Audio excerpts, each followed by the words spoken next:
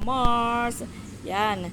Ako ngayon ay merong ipon challenge na ipon box. Galing to kay Chinkitan. Ito po ay may mga kasama na mga babasahin. Yung mga diary ng pulubi. Marami siyang babasahin. Ito lang ang aking ipiplex ngayon kasi natutuwa ako dahil siya ay ipon box dito.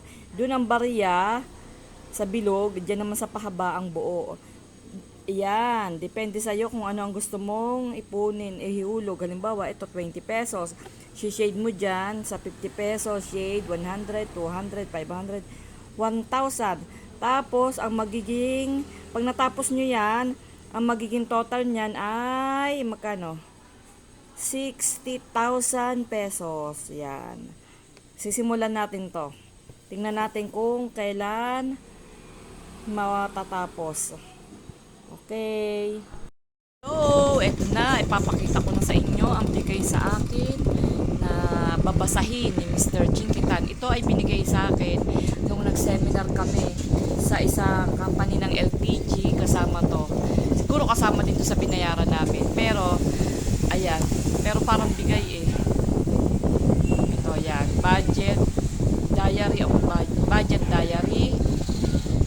Diary of Apulubi, utang free diary, ipon diary, negosyo diary, yayamanin diary, at saka piso planner. Tapos may kasama siyang yung ipon challenge, yung box, yung sinishade na nandun may laman na. Ayan, ito malaking tulong to kasi yan maraming makakapulutan ditong aral at saka paano mag-budget, kung paano hindi ka makapag-utang, kung paano ka magsisimulang magnegosyo, kung paano mag-ipon. Maraming kapupulutan dito kasi kaya ito iisa-isahin kong basahin habang nagbabantay dito sa aming munting tindahan. Ito ang labas namin, oh. Yan, nagbabantay ako ngayon kasi walang bantay. Ngayon, habang nagbabantay ako dito, magbabasa ako nito. Diba? Ayan. Kaya, marami itong makakapupulutan. Ito, uumpisan ko na to ngayon. Parang ang gusto kong umpisan ito. Diary of Apulubi. Ito muna aking uumpisahan.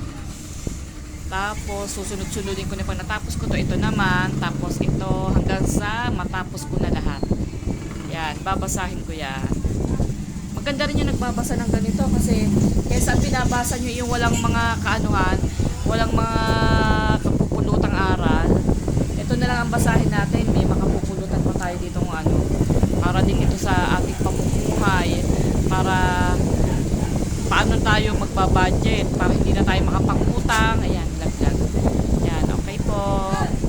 Kanan kamay, nasa kanan kamay, kanan. Tapikin mo na sa kanan, sabihin mo payaman ka.